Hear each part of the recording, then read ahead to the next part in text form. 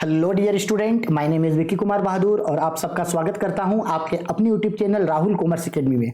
आज हम पढ़ने वाले हैं झारखंड एकेडमी काउंसिल यानी जेक बोर्ड क्लास 12 का इकोनॉमिक्स का, यानी कि इकोनॉमिक्स बोले तो अर्थशास्त्र का जो मॉडल पेपर का सब्जेक्टिव आया हुआ था, मॉडल पेपर का सब्जेक्टिव, उस सब्जेक्टिव वाले क्वेश्चंस को हम करेंगे।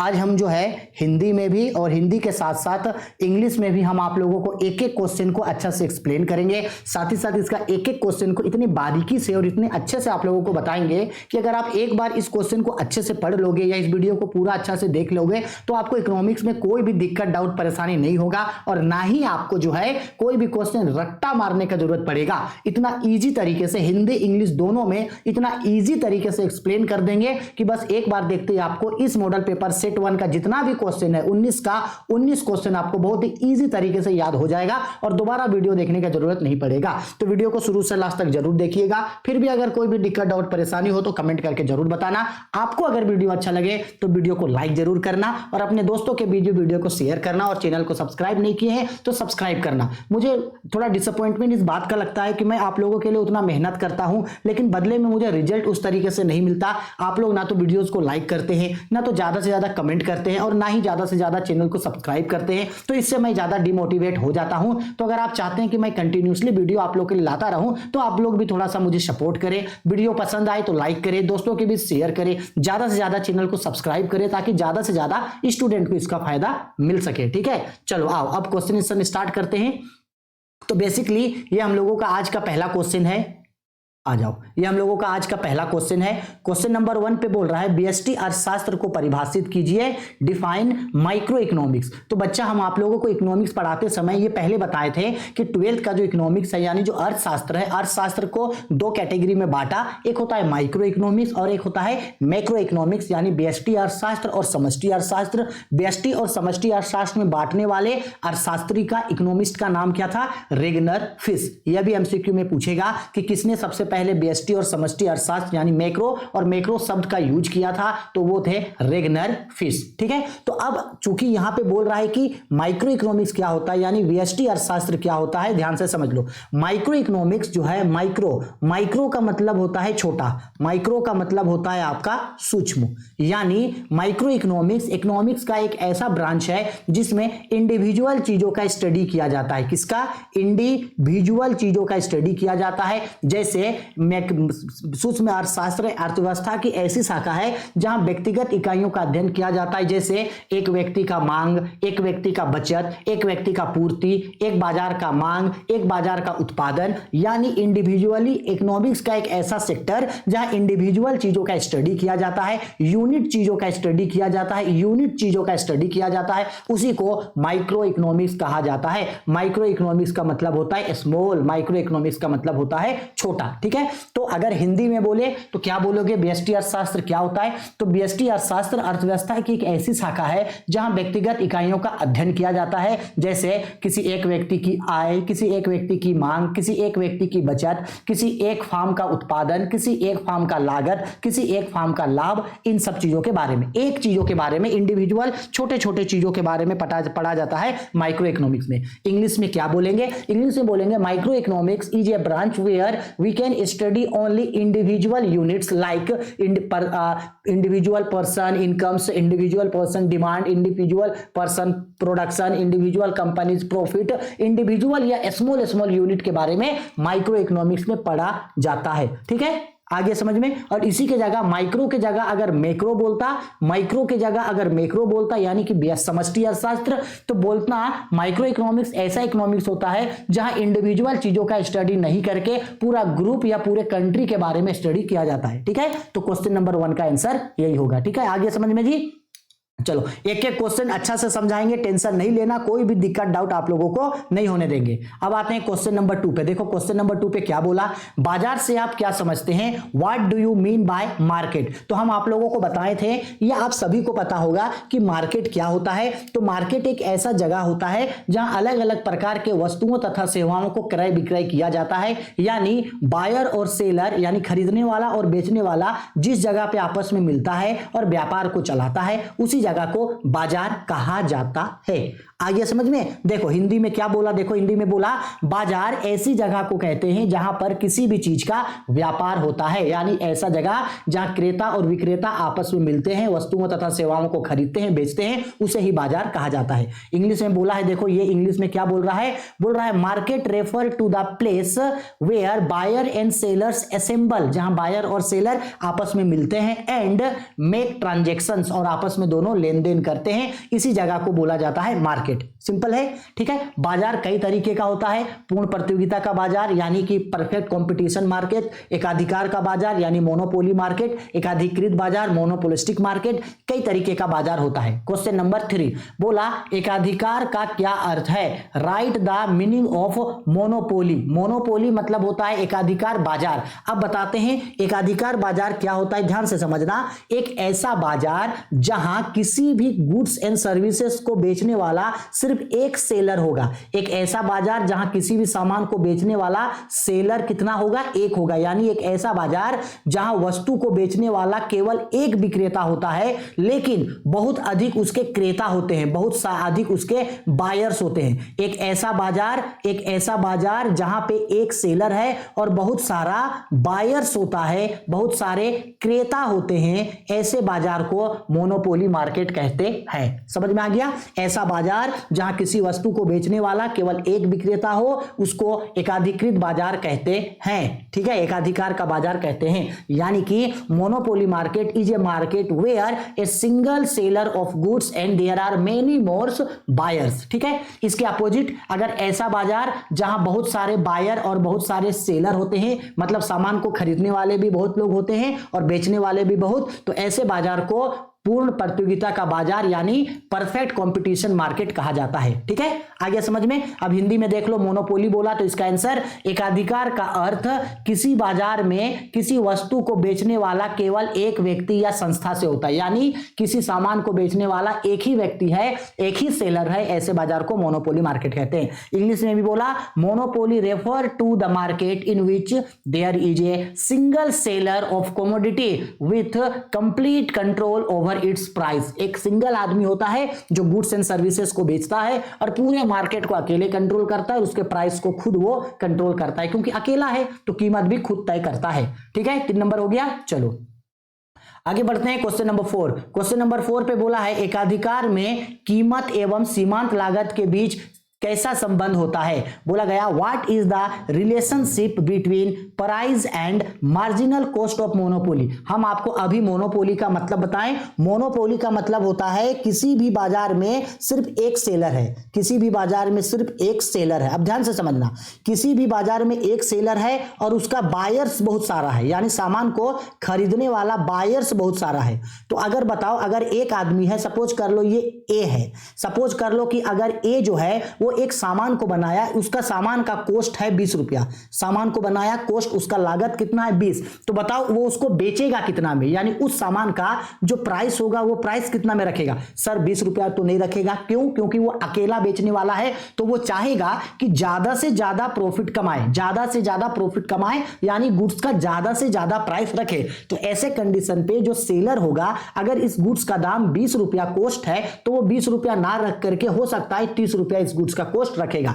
यानी मोनोपोली मार्केट में जो प्राइस होता है वो हमेशा कॉस्ट से अधिक होता है, ठीक है। आया समझ में। क्वेश्चन में यही बोला था कि मोनोपोली मार्केट में जो प्राइस और कॉस्ट के बीच क्या रिलेशन होता है, तो याद रखना मोनोपोली मार्केट में जो प्राइस होगा वो प्राइस ज्यादा होगा, किससे? उसके मार्जिनल कॉस्ट से। मार्जिनल कॉस्ट बोले तो उसके कॉस्ट से, इस बात को याद रखना। यानी एकाधिकार बाजार पे जो कीमत होगा वो आपका मार्जिनल कॉस्ट यानी कि सीमांत लागत से अधिक होगा। कैसे होगा जी? अधिक होगा। क्यों अधिक होगा? क्योंकि वो ज्यादा से ज्यादा प्रॉफिट कमाना चाहेगा, ठीक है। देखो यहां देखो, यहां देखो, हिंदी में भी लिखा गया एकाधिकार में कीमत की सीमांत लागत से अधिक निर्धारित की जाती है और फर्म एक सकारात्मक आर्थिक लाभ कमाती है। यानी जो सेलर होता है वो जो प्राइस होता है गुड्स का वो उसके कॉस्ट से ज्यादा रखता है। वही इंग्लिश में बोला it the monopoly price exceed marginal cost. जो प्राइस होता है, एक्सीड का मतलब होता है मोर देन, जो प्राइस होता है वो मार्जिनल कॉस्ट से अधिक होता है, क्योंकि एक ही बेचने वाला है तो वो ज्यादा से ज्यादा प्रॉफिट कमाना चाहेगा, ठीक है। वीडियो भले ही थोड़ा सा लंबा बने लेकिन एक एक क्वेश्चन को डिटेल में समझाएंगे जिससे कोई भी आप लोगों को दिक्कत नहीं होगा।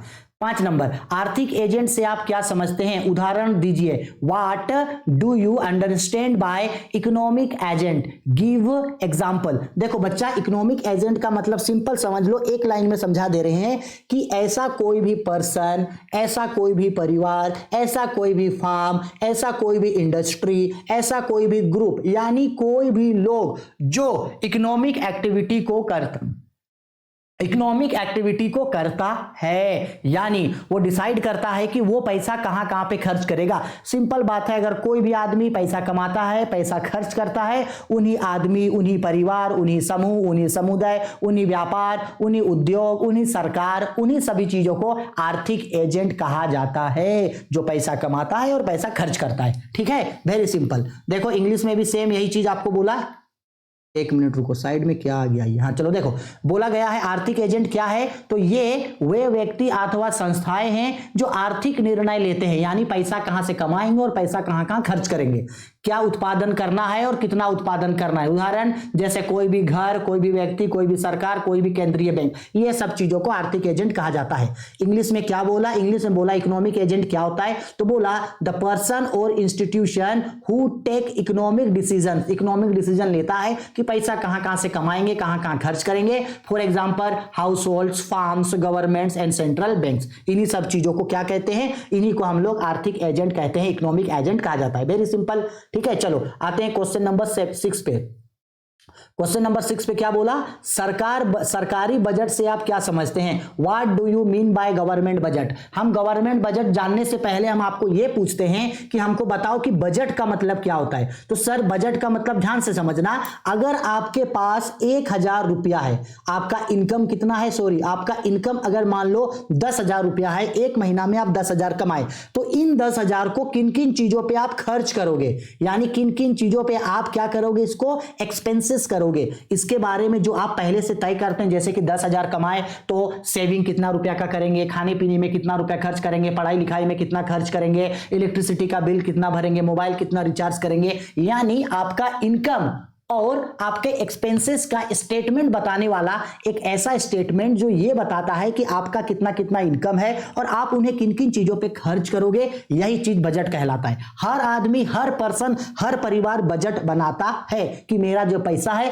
हम किन किन चीजों में खर्च करेंगे। सेम वही चीज अगर सरकार ये तय करे या सरकार अगर अपने आय और अपने एक्सपेंसेस को तय करे कि सरकार के पास कितना इनकम है और वो इनकम को किन किन चीजों पे खर्च करेगा, यानी सरकारी बजट एक ऐसा बजट होता है जो सरकार का आय यानी सरकार का इनकम और उसके व्यय यानी उसके एक्सपेंडिचर के बीच रिलेशन बताता है कि सरकार का कितना इनकम है और वो उनको किन किन चीजों पे खर्च करेगा। ठीक है, देखो सरकारी बजट क्या बोला, सरकारी बजट सरकार की आय तथा व्यय का वित्तीय नियोजन है। आय का मतलब होता है इनकम और व्यय का मतलब है एक्सपेंडिचर, किन किन चीजों पे खर्च करेगा, यही उसका सरकारी बजट कहलाएगा। देखो बोला budget is a detailed economic statement which included the details of income या revenue and expenditure of the government, यानी गवर्नमेंट के इनकम और एक्सपेंडिचर को बताने वाला स्टेटमेंट ही आपका गवर्नमेंट बजट कहलाता है। ठीक है, आया समझ में। चलो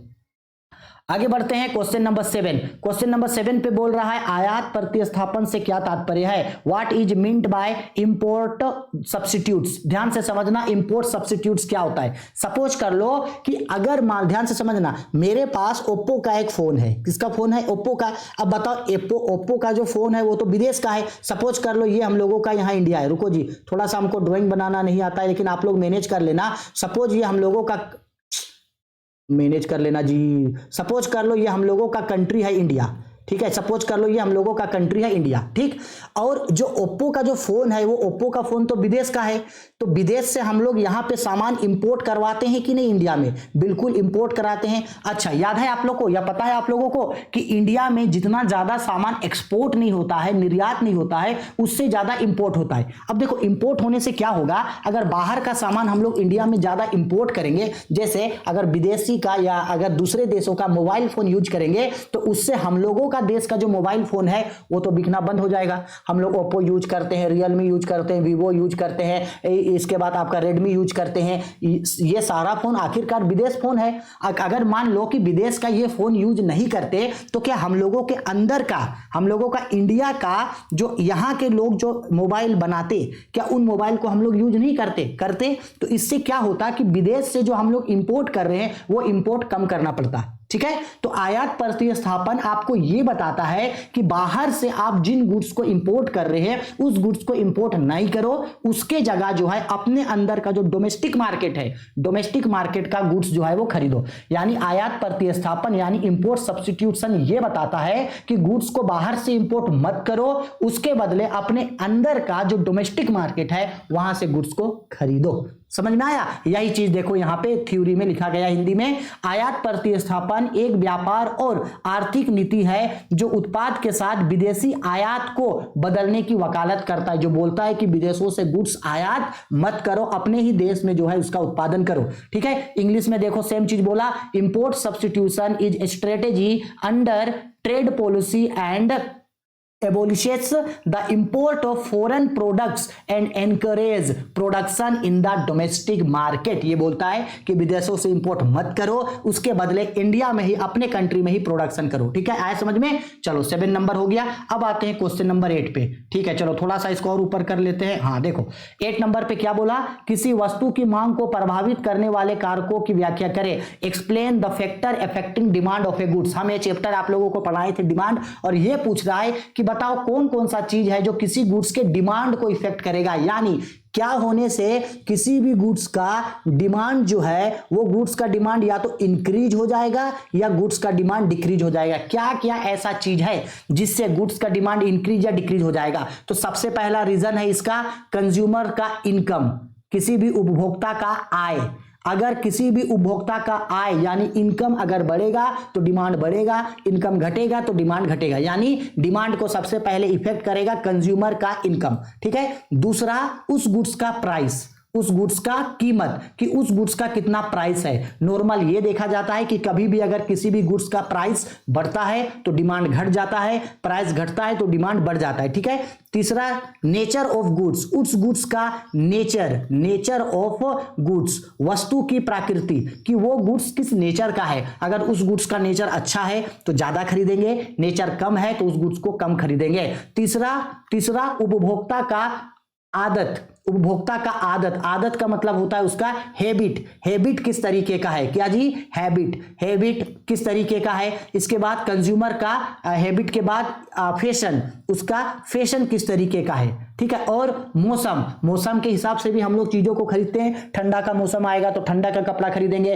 फिर बरसात का मौसम आएगा तो बरसात का कपड़ा खरीदेंगे। तो ये कुछ चीज है जो किसी भी गुड्स के डिमांड को इफेक्ट करता है। देखो हिंदी में भी यहाँ वही चीज लिखा है और इंग्लिश में भी यहाँ इन्हीं चीजों को लिखा गया है। ठीक है, ये चीज है जो किसी भी गुड्स के डिमांड को इफेक्ट करता है। ठीक है, आया समझ में? चलो अब आते हैं क्वेश्चन नंबर 9 पे। हाँ जी, क्वेश्चन नंबर 9 पे बोला है अल्पकालीन उत्पादन फलन एवं दीर्घकालीन उत्पादन फलन में अंतर स्पष्ट करें। Differentiate between short run production function and long run production function, यानी अल्पकालीन उत्पादन फलन और दीर्घकालीन। तो पहले हिंदी में फिर इंग्लिश में हम बार बार समझाते हैं कि जब कभी भी अंतर पूछेगा तो टेबल में बताना। ये टेबल में देखो यहाँ अंतर का आधार लिखा है, यहाँ अल्पकालीन उत्पादन फलन और यहाँ दीर्घकालीन उत्पादन फलन है। अब इनका डिफरेंस, तो सबसे पहला अंतर का आधार है कानून। तो कानून अल्पकालीन में क्या होता है, चर अनुपात का नियम लागू होता है और यहां पैमाने के प्रतिफल का नियम लागू होता है। दूसरा प्रवेश और निकासी, प्रवेश में बाधाएं हैं और कंपनियां बंद हो सकती है। और इसमें क्या बोला, फार्म प्रवेश करने और बाहर निकलने के लिए स्वतंत्र होते हैं। तीसरा उत्पादन का पैमाना, यहां उत्पादन के पैमाने में कोई बदलाव नहीं होता और यहां उत्पादन के पैमाने में परिवर्तन होता है। इसके बाद कारक अनुपात, यहां कारक अनुपात बदलते रहता है, परिवर्तित होती है और यहां बदलता नहीं है। ठीक है, आया समझ में? इसके बाद हिंदी में था, अब ऐसे ही ये हो गया इंग्लिश में। सेम चीज जो अभी ऊपर में आप लोगों को समझाएं सेम चीज यहां, 1 मिनट रुको जी, थोड़ा एडजस्ट कर लेना। सेम चीज यहां पे देखो इंग्लिश में short run production function, long run production function, same चीज वही है। सबसे पहला same factors are variable while other are fixed, ठीक है। यहां ऑल फैक्टर्स आर वेरिएबल, यहां वेरिएबल भी होगा और फिक्स्ड भी होगा। यहां short period production function is variable operational type, variable optional operational type, और यहां होता है कांस्टेंट ऑपरेशनल टाइप। यहां scale of output remains constant, यहां कांस्टेंट रहता है और यहां जो स्केल ऑफ आउटपुट है वो बदलता रहता है, ठीक है। इसके बाद 4 नंबर, यहां कौन सा लॉ लागू होता है, यहां लागू होता है लॉ ऑफ वेरिएबल प्रोडक्शन, और यहां लागू होता है law of sales return to scale, ठीक है। आगे समझ में, इसको अच्छा से नोट डाउन करके लिखना, बस एक बार पढ़ना, पढ़ते ही समझ में आ जाएगा। आगे बढ़ते हैं क्वेश्चन नंबर 10। क्वेश्चन नंबर 10 समझा दे रहे हैं। 10 पे बोला बाजार की शक्तियों का वर्णन कीजिए, explain the powers of market. तो इस क्वेश्चन को पहले समझो क्या बोला, यहां बोला बाजार की शक्ति। तो हमको पता है बाजार 4 तरीके का होता है, एक होता है एकाधिकार का बाजार, एक होता है पूर्ण प्रतियोगिता का बाजार, एक होता है एकाधिकार बाजार, और एक होता है आपका एकाधिकृत बाजार या अल्पाधिकृत बाजार। तो आपको क्या करना है, उन चारों बाजारों के बारे में थोड़ा थोड़ा उसका मीनिंग लिखना है। तो देखो यहां सबसे पहले कौन सा बाजार, यहां देखना ये पूर्ण प्रतियोगिता का बाजार के बारे में लिखा, इसके बाद ये एकाधिकार बाजार के बारे में लिखा, ठीक है। इसके बाद यहां देखो तीसरा नंबर में एकाधिकृत प्रतियोगिता बाजार के बारे में लिखा। इसके बाद चौथा नंबर पे, थोड़ा सा इसको ऊपर लाते हैं, चौथा नंबर पे अल्पाधिकार बाजार के बारे में लिखा। समझ में आया। तो यहां पे ये बेसिकली आपको कुछ नहीं करना है। यहां जो आपको पता है कि बाजार जो होता है बेसिकली वो जो 4 तरीके का बाजार होता है, उन चारों तरीके के बाजार का थोड़ा थोड़ा मीनिंग लिखना है। मीनिंग, पूर्ण प्रतियोगिता का बाजार, एकाधिकार बाजार, एकाधिकृत प्रतियोगिता बाजार और अल्पाधिकार बाजार, ठीक है। एक बार पढ़ना, पढ़ते ही आपको इसके बारे में समझ में आ जाएगा। एक बार पढ़ना, पढ़ते ही समझ में आ जाएगा, उसका मीनिंग लिख देना, हो गया, खत्म कहानी, ठीक है। स्क्रीनशॉट अच्छा से इसका लेकर के रख लो, ठीक। इंग्लिश में भी सेम यही करेंगे। 4 टाइप का बाजार होता है, उन चारों बाजार के बारे में लिखेंगे। पहले परफेक्ट कंपटीशन मार्केट, दूसरा मोनोपोली मार्केट, तीसरा मोनोपोलिस्टिक कंपटीशन मार्केट, इसके बाद चौथा होता है आपका ओलिगोपोली मार्केट, ठीक है। अच्छा से इसका स्क्रीनशॉट ले लो। इसके बाद इसको अच्छा से बस इसका मीनिंग लिखना, हो गया आपका क्वेश्चन कंप्लीट, ठीक है। आगे समझ में, इसका स्क्रीनशॉट लेकर के रख लो और अच्छा से जो है इसको नोट डाउन करके रख लेना, ठीक। चलो अब आगे बढ़ते हैं, आते हैं आगे क्वेश्चन नंबर 4 पे। क्वेश्चन नंबर 11 बोला गया राष्ट्रीय आय की गणना की उत्पाद विधि का वर्णन कीजिए, explain product method of calculating national income. आप सभी को पता होगा, हम बता दे रहे हैं कि नेशनल इनकम कैलकुलेट करने का 3 मेथड होता है। एक होता है प्रोडक्शन मेथड, एक होता है इनकम मेथड और एक होता है आपका एक्सपेंडिचर मेथड। 3 मेथड होता है, प्रोडक्शन मेथड, इनकम मेथड और एक्सपेंडिचर मेथड। तो यहां आपको प्रोडक्ट मेथड से किस तरीके से नेशनल इनकम निकाला जाता है ये पूछा। तो देखो प्रोडक्शन मेथड से नेशनल इनकम निकालने के लिए कुछ स्टेप होता है। तो यहां देखो उन स्टेप्स को बताया गया है कि प्रोडक्शन मेथड से किस तरीके से कैलकुलेट होता है। तो सबसे पहले देखो इसका यहां थोड़ा सा थ्योरी लिख दिया है कि किसी अर्थव्यवस्था में एक वर्ष में उत्पादित सभी वस्तुओं और सेवाओं के मूल्य का योग ही राष्ट्रीय आय कहलाता है। तो मीनिंग हो गया कि नेशनल इनकम क्या होता है, तो किसी भी एक देश में एक वर्ष के अंदर उत्पादित जितना भी वस्तु और सेवा होता है उसका जो मूल्य होता है वही आपका नेशनल इनकम कहलाता है। बोला the sum total of the value of all the goods and services produced in any economy in a year is called national income, ठीक है। अब नेशनल इनकम कैलकुलेट करने का मेथड पूछा, प्रोडक्शन मेथड। तो प्रोडक्शन मेथड से national income calculate करने का 4 स्टेप होता है। 4 स्टेप से नेशनल इनकम निकाला जाता है। तो कौन कौन है वो 4 स्टेप, देखो सबसे पहला स्टेप में ये रहा, सबसे पहला स्टेप उसमें किया जाता है identification and classification of प्रोडक्टिंग unit. जो भी प्रोड्यूसिंग यूनिट होता है उसको आइडेंटिफाई किया जाता है, उसको पहचाना जाता है, उसको अलग अलग कैटेगरी में बांटा जाता है। यह है आपका सेकेंड स्टेप। यहां estimate of gross value added of each factor, हर सेक्टर का ग्रोस वैल्यू एडेड निकाला जाता है। इसके बाद थर्ड स्टेप है ये, यहां एस्टिमेट ऑफ जीडीपी यानी ग्रोस डोमेस्टिक प्रोडक्ट निकाला जाता है। और फोर्थ स्टेप में एस्टिमेटेड ऑफ नेशनल इनकम और लास्ट में नेशनल इनकम निकाला निकाला जाता है। अब नेशनल इनकम कैसे निकाला जाता है, तो ये नेशनल इनकम निकालने का फॉर्मूला है net national income, NNP, net national income eight factor cost, FC मतलब है फैक्टर कॉस्ट। तो फॉर्मूला होगा GDP at market price minus depreciation plus net factor income from abroad, जो विदेशों से मिला है वो भी, और माइनस करेंगे इनडायरेक्ट टैक्सेस और प्लस करेंगे सब्सिडी। तो ये फॉर्मूला होता है मेरा नेशनल इनकम कैलकुलेट करने का। कौन से मेथड से? प्रोडक्ट मेथड से। ठीक है, आगे समझ में चलो। इसके बाद आते हैं क्वेश्चन नंबर 12 नंबर पे बोल रहा है मुद्रा के किन्हीं 3 मुख्य कार्यों का उल्लेख करें। Mention any 3 main functions of money. Money का, मुद्रा का 3 फंक्शन, ऐसे तो मनी का अलग अलग फंक्शंस होता है लेकिन 3 फंक्शन बोला तो याद रखना मनी का यानी मुद्रा का पहला कार्य होता है विनिमय का माध्यम। विनिमय का माध्यम मतलब होता है बेसिस ऑफ एक्सचेंज। विनिमय का माध्यम, आज हम लोग किसी भी चीज को खरीदते या बेचते हैं, कोई भी गुड्स एंड सर्विसेज को एक्सचेंज करते हैं तो किसके बदले? पैसा के बदले। अगर पैसा नहीं रहता तो आप किसी भी चीज को ना तो खरीद पाते ना ही बेच पाते। तो आज हम लोग किसी भी चीज का अदला बदली करते हैं, कोई भी चीज एक दूसरे से एक्सचेंज करते हैं तो किसके बेस पे? मुद्रा के बेस पे। तो मुद्रा का सबसे पहला कार्य है विनिमय का माध्यम। ठीक है, एक्सचेंज करने के लिए मनी चाहिए। दूसरा, मूल्य का मापक। आज किसी भी गुड्स का जो दाम रखा जाता है वो मुद्रा के आधार पे, पैसों के आधार पे रखते हैं। जैसे चीनी कैसे रुपया किलो? तो 40 रुपया किलो। दूध कैसे रुपया लीटर? तो दूध 60 रुपया लीटर। समझ में आ रहा है?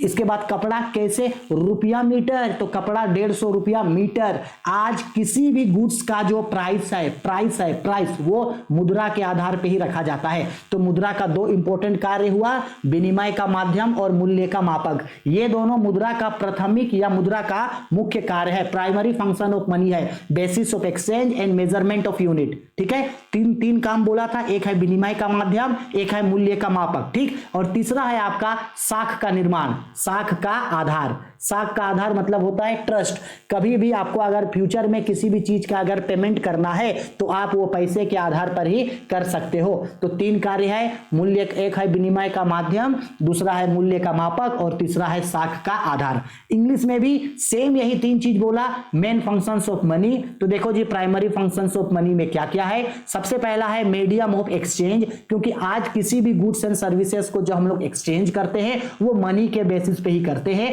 अगर मनी नहीं होता तो किसी भी गुड्स एंड सर्विसेज को एक्सचेंज करना पॉसिबल नहीं होता। ठीक है, दूसरा मेजर्स ऑफ वैल्यू। कभी भी किसी भी गुड्स का जो प्राइस रखा जाता है वो प्राइस जो है वो मनी को देख के ही रखा जाता है, मनी से ही प्राइस तय होता है।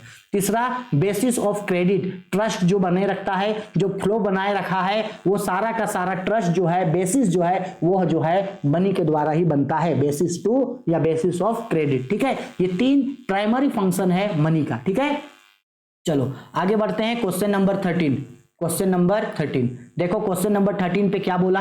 हाँ, क्वेश्चन नंबर 13 पे बोल रहा है समग्र मांग के घटकों को लिखिए। Right the components of aggregate demand. सबसे पहले ये जान जाओ कि एग्रीगेट डिमांड क्या होता है। तो बच्चा, एग्रीगेट डिमांड मतलब होता है समग्र मतलब होता है सभी, जितने भी लोग हैं, जितने भी घरेलू व्यक्ति हैं, या तो फिर चाहे वो क्लोज इकोनॉमी का हो या ओपन इकोनॉमी का, मतलब खुला अर्थशास्त्र का हो या बंद अर्थशास्त्र का, जितना भी डिमांड होता है वो सारा डिमांड को एग्रीगेट डिमांड कहा जाता है। ठीक है, एग्रीगेट डिमांड कहा जाता है, इतना याद रहेगा। ठीक, तो एग्रीगेट डिमांड का कंपोनेंट पूछा, एग्रीगेट डिमांड का कंपोनेंट। तो अगर आपको थ्योरी नहीं भी लिखना है, मत लिखना थ्योरी, बस उसका कंपोनेंट बोला है तो कंपोनेंट लिख देना। तो कंपोनेंट में देखो कौन कौन आता है उसके कंपोनेंट में, ये याद रखना, ये रहा एग्रीगेट डिमांड का कंपोनेंट। तो 2 तरीके का इकोनॉमी होता है, एक होता है ओपन इकोनॉमी और एक होता है क्लोज्ड इकोनॉमी और एक होता है ओपन इकोनॉमी। ठीक है, तो क्लोज इकोनॉमी में एग्रीगेट डिमांड होता है कंजम्पशन प्लस इन्वेस्टमेंट, यानी aggregate demand AD is equal to C plus I. कौन से इकोनॉमी में? क्लोज इकोनॉमी में। ठीक, ओपन इकोनॉमी में कैसे निकाला जाता है एग्रीगेट डिमांड? तो एग्रीगेट डिमांड में आता है consumption plus investment plus export minus import. इसी को आप शॉर्ट तरीके से ऐसे भी उसको आप लिख सकते हो। और यहाँ इन सब का मतलब बताया, सी का मतलब कंजम्पशन है, आई का मतलब इन्वेस्टमेंट है, एक्स का मतलब एक्सपोर्ट है, एम का मतलब इंपोर्ट है। ठीक है, यही चीज जो है ओपन इकोनॉमिक्स और क्लोज इकोनॉमिक्स में एग्रीगेट डिमांड इस तरीके से निकाला जाता है। ठीक है, आया समझ में? चलो अब आते हैं क्वेश्चन नंबर 14। 14 पे बोला यदि एमपीसी का मान 0.7 है तो गुणांक का मान ज्ञात कीजिए। If the value of MPC is 0.7 then calculate the value of multiplier. तो देखो ये पहला ऑप्शन है, आप चाहें तो इस तरीके से निकाल सकते हो। एक हम शॉर्टकट तरीका बता रहे हैं, मल्टीप्लायर यानी कि के कैसे निकलता है। तो multiplier is equal to formula होता है 1/1 माइनस एमपीसी। क्या होता है के यानी multiplier is equal to 1/1 minus MPC. Shortcut बता रहे हैं, ठीक है। तो यहां पे 1 की जगह 1 लिखेंगे, बाय 1 की जगह 1 माइनस एमपीसी। तो एमपीसी दे रखा है 0.7, यहां लिखेंगे 0.75 जो दिया है। इसके बाद 1/1 से 0.75 माइनस होगा तो 0.25 बचेगा। यानी अब ध्यान से समझना, अगर ये पॉइंट है यानी 1/0.25 है, ये अगर पॉइंट को हटाएंगे तो ऊपर मल्टीप्लाई के 1 जाएगा और पॉइंट के बाद 2 GDs था तो ये 20, यानी ये बच जाएगा 100 डिवाइडेड बाय 25। जब ये काट देंगे तो कितना आएगा 4। तो इसका राइट आंसर होगा आपका 4। अगर ये जो सोल्यूशन आप लोग को बताए हैं, अगर आप इस तरीके से समझना चाहते हैं तो इस तरीके से समझना, नहीं तो यहां जो राइट साइड में जो हम आपको सेकेंड तरीका बताएं K is equal to 1/1 minus MPS, तो इस तरीके से भी इसको आप सोल्व कर सकते हो। जैसा मन हो वैसा सोल्व कर देना, ठीक है। क्लियर है, चलो आगे बढ़ते हैं। अब आते हैं लॉन्ग टाइप का क्वेश्चन में। तो लॉन्ग टाइप का क्वेश्चन पहले समझा दे रहे हैं, इसके बाद इसको अच्छा से समझाएंगे हम। देखो अच्छा से समझना क्या क्या दे रखा है। निम्नलिखित तालिका से मांग की लोच की गणना करें। Calculate the price elasticity of demand from the following data table. Price elasticity of demand, मांग की कीमत लोच। क्या बोला, एक गुड्स है उसका प्राइस है और यहां उस गुड्स का डिमांड है। मान लो किसी गुड्स का प्राइस जब 5 रुपया था तो उसको 20 पीस खरीदते थे। 5 रुपया था तो 20 पीस खरीदते थे। फिर जब उसका कीमत 4 रुपया हो गया तो 30 पीस खरीदे। नॉर्मल है, प्राइस घट गया तो डिमांड बढ़ गया। तो आपको बताना है कि कितना % प्राइस में चेंजेस के कारण कितना डिमांड में चेंजेस आया, उसको आपको माप के बताना है, ठीक है। प्राइस इलास्टिसिटी ऑफ डिमांड, तो यहां देखो प्राइस इलास्टिसिटी ऑफ डिमांड, ये देखो इसका न्यूमेरिकल सोल्व है, लेकिन हम इसको एकदम इजी वे में आप लोगों को समझा रहे हैं। आप इसका स्क्रीनशॉट रख लो, इसको नोट डाउन कर लेना। और अब हम आपको अलग से बता रहे हैं, प्राइस पहले 5 था, फिर 4 हुआ, क्वांटिटी यानी डिमांड पहले 20 था 30 हुआ। अब इसको नीचे में हम आप लोगों को सोल्व करके अच्छा से बता रहे, देखो यहां बता रहे, अच्छा से समझना। सेम वही चीज लिखे, प्राइस 5 रुपया था 4 रुपया हो गया, डिमांड पहले 20 था 30 हो गया। तो ये मेरे लिए है प्राइस 1 और ये नया प्राइस है प्राइस 2। ऐसे ये मेरे लिए क्वांटिटी 1 यानी पहले का डिमांड है और ये क्वांटिटी 2। बोला है price elasticity of demand, elasticity of demand यानी ED is equal to, formula होता है triangle Q by triangle P into P1 by Q1, P1 by Q1। अब आप हमसे सवाल करोगे कि सर ये ट्रेंगल P और ट्रेंगल Q का मतलब क्या होता है, तो बता दे रहे हैं। ट्रेंगल का मतलब होता है चेंजेस, ट्रेंगल का मतलब होता है चेंजेस। क्वांटिटी का मतलब है कि डिमांड में कितना चेंजेस आया, ट्रेंगल पी का मतलब है कि प्राइस में कितना चेंजेस आया। तो चलो आओ सबका पहले वैल्यू निकाल लेते हैं, ठीक है। आओ तो सबसे पहले निकालते हैं triangle Q is equal to, तो ट्रेंगल Q का मतलब है Q2 माइनस Q1। देखो क्वांटिटी कितना हो गया 30 हो गया, माइनस पहले कितना था 20, तो कितने का चेंजेस आया 10 का। वैसे यहां पे निकालेंगे हम लोग ट्रेंगल P, यानी ट्रेंगल P बोले तो P2 माइनस P1, ठीक है। प्राइस कितना हो गया 4, पहले कितना था 5, यानी माइनस करेंगे तो ये आ गया आपका -1। आ गया समझ में, सब निकल गया। अब इसको हम नॉर्मली क्वेश्चन में मतलब इसको फॉर्मूला में पुट करेंगे और इसका आंसर निकल करके आ जाएगा। देखो यहां लिखते हैं फिर से, इलास्टिसिटी ऑफ डिमांड, फॉर्मूला क्या था triangle P by triangle Q। तो ट्रेंगल P यहां कितना आया है मेरा, ट्रेंगल Q 10 है तो triangle Q 10 divided by triangle P -1 into P1 by Q1। तो P1 कितना है ऊपर देखो, P1 है 5 बाय Q1 कितना है, Q1 है 20, ठीक है, इज इक्वल टू, चलो इसको सोल्व करेंगे तो 10 दहिया 50 और ये -10 20 से कम 20, 1 0 कटेगा तो -5 बाय 2 होगा। 2 से इसको डिवाइड करेंगे यानी -2.5, ये मेरा हो गया इसका आंसर। यानी कितना इलास्टिसिटी ऑफ डिमांड आया है, -2.5 इलास्टिसिटी ऑफ डिमांड आया है, ठीक है। यही सोल्यूशन को ऊपर भी जो है वो बताया गया था, ठीक है। चलो हो गया 15 हो गया, 15 के बाद आते हैं 16। 16 नंबर क्वेश्चन पे क्या बोल रहा है? तो 16 नंबर क्वेश्चन पे बोल रहा है सीमांत उत्पादन और औसत उत्पाद में संबंध की व्याख्या करें। Explain the relationship between marginal product and average product. Marginal product and average product में क्या संबंध होता है? तो अच्छा से पहले रिलेशन समझो, फिर इसको ग्राफ में भी समझेंगे। तो पहला रिलेशन क्या होता है? पहला रिलेशन होता है औसत उत्पाद। औसत उत्पाद का मतलब देखो, औसत उत्पाद का मतलब होता है एवरेज प्रोडक्ट, ठीक है, और सीमांत उत्पाद का मतलब होता है मार्जिनल प्रोडक्ट। तो यहां पे देखो क्या बोल रहा है, औसत उत्पादन तब तक बढ़ता है जब तक यह सीमांत उत्पादन से कम होता है। पहला रिलेशन, औसत उत्पाद यानी कि एपी, एवरेज प्रोडक्ट तब बढ़ेगा जब तक वो मार्जिनल प्रोडक्ट से अधिक होगा। पहला रिलेशन यहां से यहां तक हो गया, ये पहला। अब दूसरा रिलेशन क्या है? सीमांत उत्पाद औसत उत्पादन को उसके अधिकतम बिंदु पर काटता है। इसका मतलब है कि जो मार्जिनल प्रोडक्ट है वो एवरेज प्रोडक्ट को उसके हाईएस्ट बिंदु पे काटेगा, हाईएस्ट पॉइंट पे काटेगा। ये तीसरा रिलेशन है। चौथा इसके बाद औसत उत्पाद घटने लगता है, औसत उत्पाद इसके बाद घट जाएगा। तीसरा रिलेशन चौथा, इस अवस्था में यह सीमांत उत्पाद से अधिक हो जाता है।